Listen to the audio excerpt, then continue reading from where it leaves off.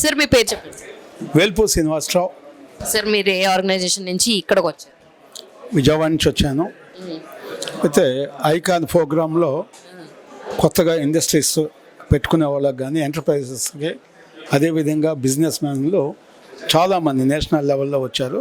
చాలా super success programme, చాలా valuable suggestions కానీ వాల్యుబుల్ ఇష్యూస్, అనేక ఇష్యూస్ మనం బిజినెస్ పెట్టుకోవటానికి కావాల్సినటువంటి టోటల్ ఇన్ఫర్మేషను మనం ఎక్కడన్నా ఒక 1 year తిరిగినా కూడా దొరుకుతున్నటువంటి వాల్యుబుల్ ఇన్ఫర్మేషన్, బుల్లెట్ పాయింట్స్ అన్నీ కూడా ఇక్కడ సీనియర్ మోస్ట్లు అందరూ కూడా చాలా బాగా ఎక్స్ప్లెయిన్ చేస్తే అందరికి ఇచ్చారు. అంటే ఇలాంటివి ఏముంటాయంటే ఇండస్ట్రీస్ ఎవరైతే పెడదాం అనుకుంటారో వాళ్ళకి చాలా యూజ్ఫుల్గా ఉంటుంది.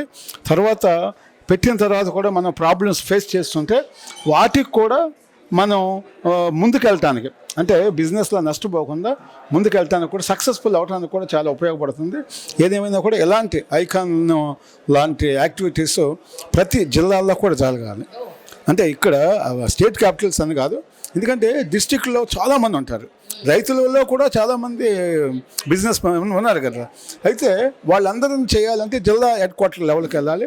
వెళ్ళినప్పుడు మనం ఇంకా చాలా పెద్ద ఎత్తున, అంటే గవర్నమెంట్ కూడా చేయలేనటువంటి యాక్టివిటీని ఐకాన్ చేసేటట్టుగా కూడా మనం చేయొచ్చు అనమాట.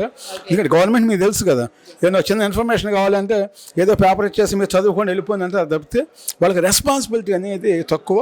అందువల్ల మనం ఈ ఐకాన్ ప్రైవేట్ యాక్టివిటీగా చేస్తున్నారు కాబట్టి ప్రతి జిల్లాలో కూడా చేస్తే చాలా బెనిఫిట్ అవుతుంది. గవర్నమెంట్ చేసే పనిలో 50% ఐకాన్ చేసినట్టు అవుతుంది అనమాట. గవర్నమెంట్ కూడా ఐకాన్ లాంటి ఆర్గనైజేషన్స్ని స్ఫూర్తిగా తీసుకుని ముందుకెళ్ళాలని కోరుతున్నాను. Thank you so much sir. Right, thank you.